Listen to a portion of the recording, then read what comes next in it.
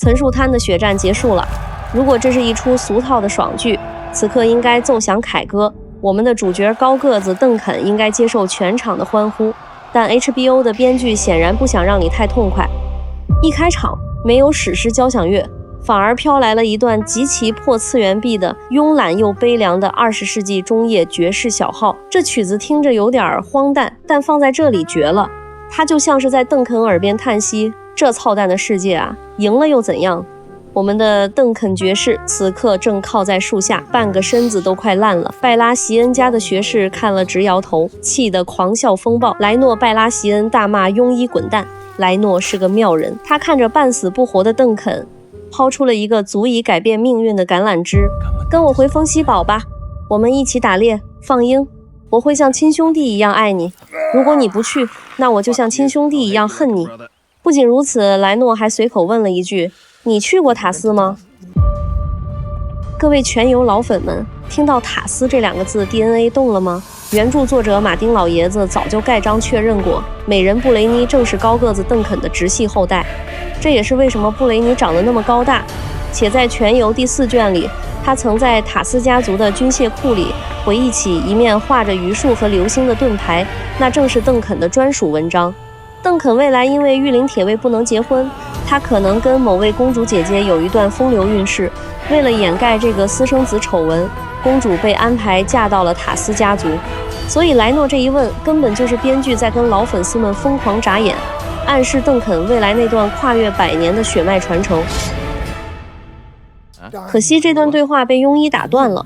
如果是以前那个在跳蚤窝为了半个铜板跟野狗抢食的邓肯，听到去风息堡当差早就跪下谢恩了，但他现在眼神空洞，像丢了魂一样回了一句，算了吧，我所到之处只会给周围的人带来痛苦和磨难。因为此时此刻他的脑子里全都是那个替他挡了灾的完美太子。他甚至带着哭腔恳求莱诺，贝勒为我而战，献出了生命，你能对他稍微放尊重点吗？这句话彻底把莱诺·拜拉席恩惹毛了。接下来这段对白堪称全剧的灵魂转折，莱诺收起了所有的玩笑，情绪激动地指着邓肯怒吼，贝勒为你而战，我也为你而战。哈丁、比斯伯里，还有那个该死的苹果男孩，我们都为你而战。你的王子为了你与宣誓效忠于他的护卫开战，他根本没有冒任何风险。最后莱诺丢下了一句掷地有声的判词，众神绝不会眷顾一个骗子。各位请细品这段话，在武侠小说里这叫醍醐灌顶。邓肯一直困在一个高贵的王子为我这个泥腿子而死的阶级自卑和幸存者内疚里，自怨自艾。但在莱诺这个江湖汉子眼里，这种沉溺简直是矫情。莱诺戳破了一个残酷的真相，贝勒王子下场打架对阵的是不敢伤他的御林铁卫，他其实是最安全的一个，而真正拿命在替你邓肯拼的是哈丁，是比斯伯里。这2位在此战中双双殒命，是那个毫无战斗经验的苹果男孩雷蒙。莱诺是在用最狠的话骂醒邓肯，别他妈光顾着给王权贵族哭丧了，看看那些真正为你流血的兄弟，你如果不站起来好好活着，不配当个真正的骑士，你就是个骗子。这番话成了邓肯在绝望中抓住的第一根稻草，也为他后来的抉择埋下了最重要的伏笔。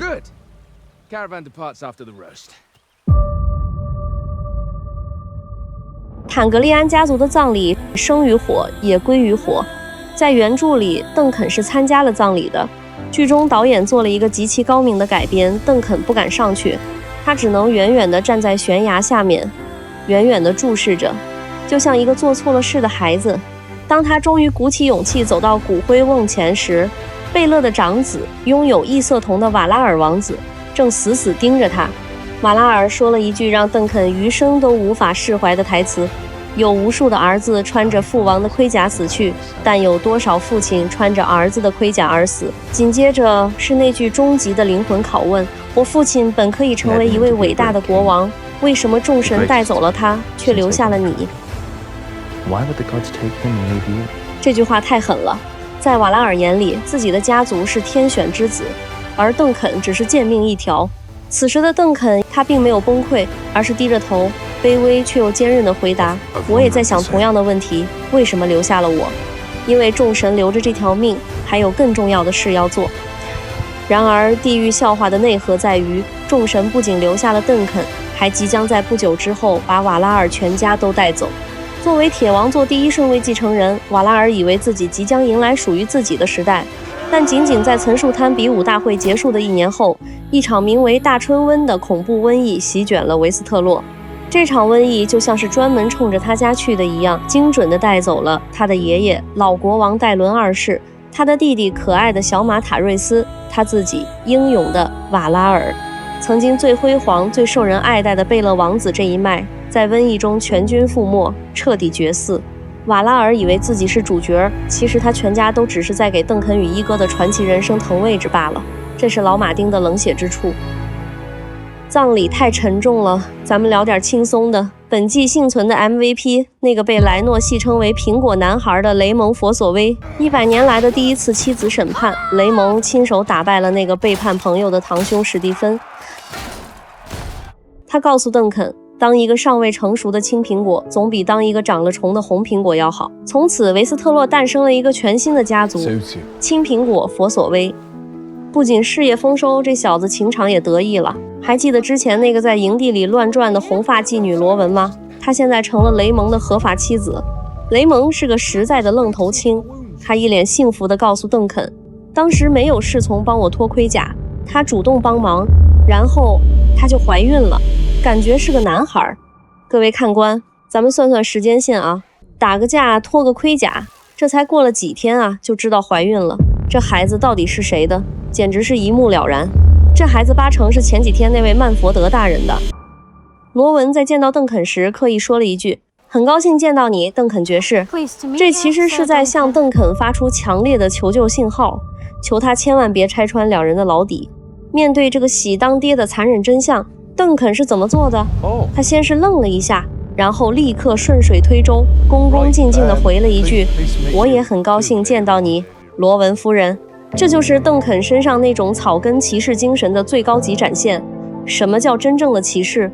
那些自诩高贵的老爷们可能会为了所谓的诚实，当场拆穿这个风尘女子的骗局，但邓肯自己就是从底层的泥沼里爬出来的。他太懂得底层弱者想要活下去，想要洗白身份改变命运有多难。罗文敢于把自己的命运绑在雷蒙这个刚被家族抛弃的愣头青身上，这本身就是一种底层的智慧与勇气，而雷蒙也正沉浸在爱情丰收的巨大幸福中。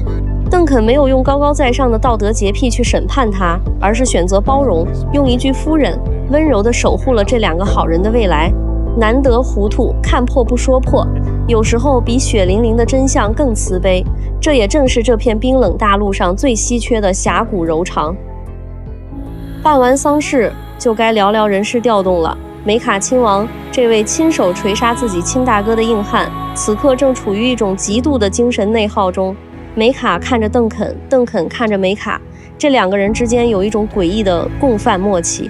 梅卡亲手锤死了哥哥，他当然有罪，但邓肯心里同样清楚，是你挥舞了锤子，但那原本是冲着我来的，贝勒是替我挡了刀，所以我也是凶手。这种共享的罪恶感比任何刑罚都沉重。他对邓肯吐露了心声，有些人会说我是故意的，但我发誓我不是，但我会带着这个流言蜚语直到死去。他向邓肯抛出了橄榄枝，我最小的儿子似乎很喜欢你，除了你，他不愿侍奉任何骑士。各位听听，这话里有话啊。梅卡这是在招安，他的意思是，邓肯来盛夏厅吧，给我当个保安队长，带带孩子，有编制，包吃住，还是皇家直属单位，我会派最好的教头来完成你的骑士训练。这想赎罪的心思藏得不算深，若是换了旁人，恐怕早就跪下谢主隆恩了，毕竟那是多少人梦寐以求的铁饭碗。但邓肯是谁？他是从底层爬上来的野草，他见过这权力顶端的肮脏。贝勒王子那么完美的人，在体制内都步履蹒跚，捉襟见肘，自己进去还不分分钟变成炮灰。邓肯看着梅卡，说出了一句足以载入史册的台词：我他妈受够了这些王子了。这一刻全场安静。这句话表面上是在拒绝一哥，实际上他是在拒绝那整个有毒的系统。什么王权富贵，什么戒律清规，老子不伺候了。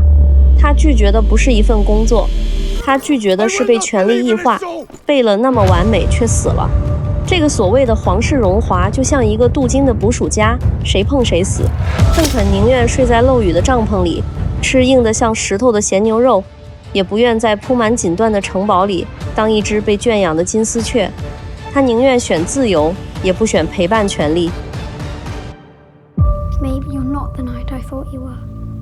如果故事到这里结束，那邓肯也就是个有骨气的愤青。但接下来发生的事彻底改变了他的决定，这就不得不提本集最高能的原创新增剧情了。小光头一哥看着镜子里自己重新长出来的银白色头发，他感到恐惧，他不想变成他那个变态哥哥伊利昂的样子。于是他拿起了刀，走向了正在病床上昏睡的伊利昂，他想杀了他。就在他要动手的时候，一只大手按在了他的肩膀上。是梅卡这位父亲没有打骂，只有一种深深的无力感。大儿子是个酒鬼，二儿子是个疯子，三儿子是个书呆子，现在连最小的最乖的四儿子也要变成骨肉相残的怪物了吗？正如酒鬼大哥戴伦跑来找邓肯时警告的那样，也许疯狂的种子早在肚子里就播下了。邓肯终于明白了，梅卡把一哥塞给他不是为了招安，而是为了托孤。他不能再逃避了，他必须承担起责任。把孩子留在皇室这个镀金的毒罐子里，迟早会废掉，只有跟着他这个流浪汉，这孩子才有可能长成一个人。于是邓肯提出了他的条件，要我带他走可以，但必须按我的规矩来。我要让他见众生，知疾苦，睡沟渠，吃咸肉，淋雨，挨冻。这哪里是在找侍从，这分明是在培养一代明君。正如郭大侠带着小杨过，邓肯要带一哥去见众生皆苦，让他明白守护二字的重量。因为只有那个曾经在风雨中跌爬滚打过的人，未来坐上铁王座的时候，才不会让他变成一把冰冷的屠刀。这才是那位不该成王的王是怎样炼成的。此时的硬汉梅卡更像个普通父亲，他舍不得孩子经历如此磨难，动情地说道：“他是我最后一个儿子。”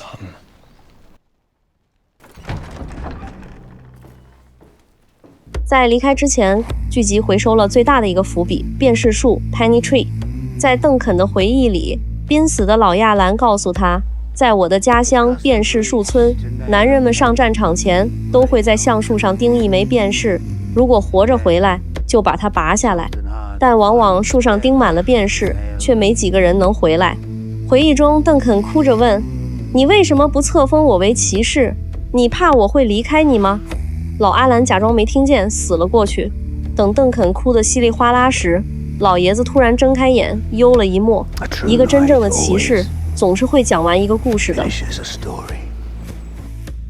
为了纪念这个给过他一切的老人，邓肯撬出剑柄里的那枚便士。大家有没有想过，老阿兰为什么要把这枚硬币死死地卡在那把跟着他风餐露宿的剑柄里？因为他知道自己老了，知道自己这辈子可能再也回不去家乡的辨识树村了。那枚硬币是他当年离家时没能钉在树上的承诺，是他那些战死的故乡兄弟的缩影，更是他漂泊一生却未能完成的归途。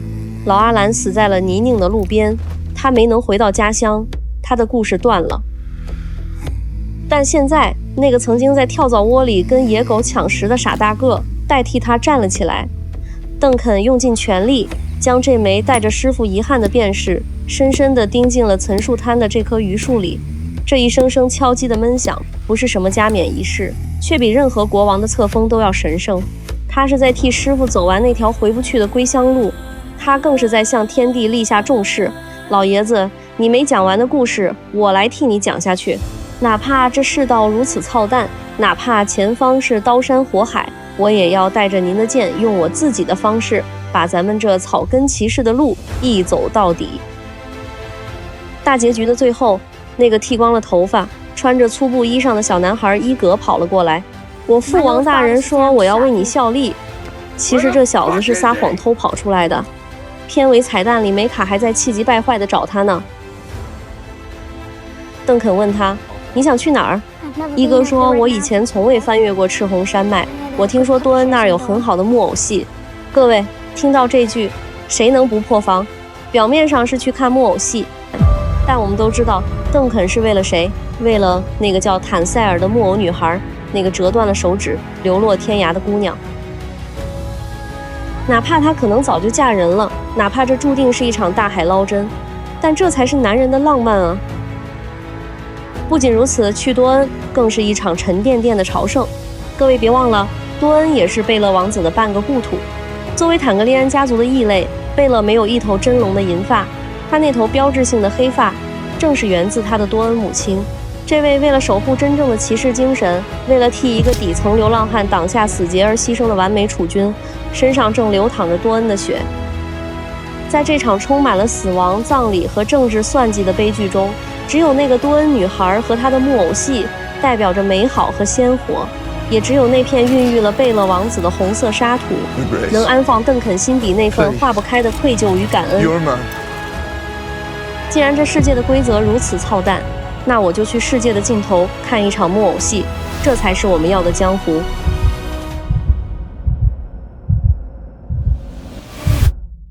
最后，一哥还卖弄了一把学问，纠正邓肯说，不是7个王国，是9个。确实，加上王岭和河间地等，地理上确实是9个区域。随着镜头拉远，我们仿佛看到了老亚兰的灵魂，骑着那匹老马，在岔路口微笑着与他们分道扬镳。7王国的骑士第1季在这2个一大一小的背影中落下帷幕。这不是结束，这只是传奇的序章。邓肯还没有成为那个传说中的御林铁卫队长，一哥也还不是那位不该成王的王。这之后还有瘟疫，有叛乱，有绝境长城的风雪，还有一段段关于承诺与荣耀的故事等待上演。现在的他们只是一个高个子和一个小光头，骑着一匹老马，在这个乱世里跌跌撞撞地寻找着属于他们的明日。让我们一起送别真龙贝勒，见证高个子邓肯正式踏入这片名为维斯特洛的江湖，见证这段传奇的正式启程。项目与铁卫我身，不然命丧地狱门。